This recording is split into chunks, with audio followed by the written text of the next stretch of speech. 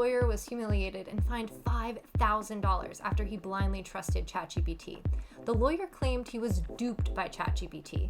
Legal commentator David Latt even said that this case has reverberated throughout the entire legal profession. It is a little bit like looking at a car wreck. So let's get into all the spicy details.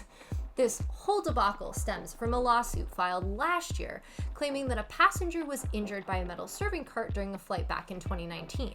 Stephen Schwartz, who is representing the passenger, had fed prompts to the AI chatbot, including, "Show me specific holdings in federal cases where the statute of limitations was told due to bankruptcy of the airline." Schwartz, who has practiced law in New York for 30 years, said he had learned about ChatGPT from his college-age children. "I heard about this new site, which I falsely assumed was like a super search engine," Schwartz said. Schwartz made one of the most classic ChatGPT mistakes. He failed to check the AI chatbot's output for accuracy. Any experienced ChatGPT user is well aware of the wild falsehoods that it can invent. These are called hallucinations and are currently an unavoidable part of using generative AI. Unfortunately, new users aren't always aware of AI's ability to make stuff up. One way to help combat this is to take advantage of the latest ChatGPT models that can directly cite sources because it makes checking the accuracy of ChatGPT's responses way easier.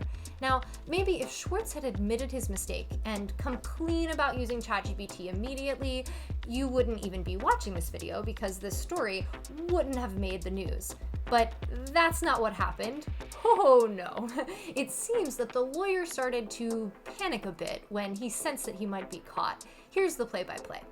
The case involved a man named Roberto Mata, who had sued the airline Avianca, claiming that he was injured during an August 2019 flight from El Salvador to New York.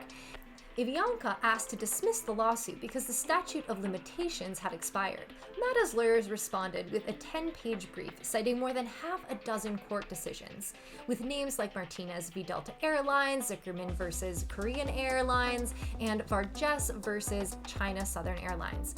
Essentially, the passenger had waited too long to sue the company, and the lawyer representing the passenger was trying to find a way around this limitation.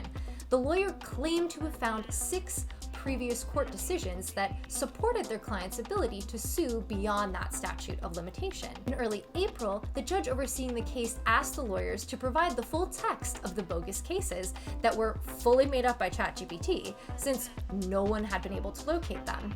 This would have been another great time for those lawyers to just admit their mistake and apologize to everyone involved, but again, they did not. Literally, what they did next is being reviewed by the New York State Bar Association. It's that bad. The lawyers took 2 weeks to respond to this request from the judge for the full text of the bogus cases, which is kind of suspicious if you supposedly already have the requested docs and just need to attach them to an email and hit send. The lawyer's response included a series of excerpts from the bogus decisions. The court eventually found that the filing did not comply with the court's order of April 11th and 12th because it did not attach the full text of any of the cases that are now admitted to be fake. One of the excerpts from the non-existent cases even included citations to other non-existent court cases, like some kind of ChatGPT hallucination, Russian nesting doll, turducken of made-up legal cases. The judge found that Schwartz acted in bad faith and violated a federal rule when, in his April 25th affidavit, he did not reveal that he couldn't find the full decisions cited in his previous filing.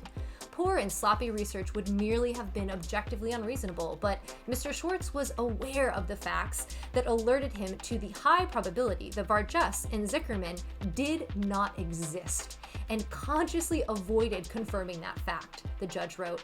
Mr. Schwartz's subjective bad faith is further supported by the untruthful assertion that ChatGPT was merely a supplement to his research, his conflicting accounts about his queries to ChatGPT as to whether Vargas is a real case, and the failure to disclose reliance on ChatGPT in the April 25th affidavit. The fact that this man did his entire research process only using ChatGPT hurts my brain. We'll say it again for the people in the back. Always fact check ChatGPT. The judge eventually fined the lawyer's law firm $5,000, ruling that they abandoned their responsibilities when they submitted non-existent judicial opinions, with fake quotes and citations created by the artificial intelligence tool ChatGPT, then continued to stand by the fake opinions after judicial orders called their existence into question, and that the lawyers advocated for the fake cases and legal arguments even after being informed that their adversary's submission, that their citations were non-existent and could not be found. This whole debacle is already causing ripples across the entire legal profession. He's becoming the poster child for incompetent use of artificial intelligence in the practice of law, said Jan Jacobowitz, a Miami-based legal ethics attorney. Everybody is talking about this. As the story became national news, a judge in Texas created specific rules around the use of AI in their courtroom. The U.S. District Court Judge Brantley Starr requires lawyers to certify that no portion of any filing in this case will be drafted by generative artificial intelligence, or that any language drafted by artificial generative intelligence, including quotations, citations, paraphrased assertions, and legal analysis, will be checked for accuracy using print reporters or traditional legal databases by a human being before it is submitted to the court. It seems like this judge knows a thing or two about AI hallucinations, huh? We love to see it. We'll have to wait and see what, if any, disciplinary action Swartz might face from the New York State Bar Association, but most lawyers agree that were interviewed about this story that the sheer embarrassment and $5,000 fine is a likely enough deterrent to stop others from following Schwartz's example. How would you feel if your lawyer used ChatGPT to help work on your case? Let me know in the comments below.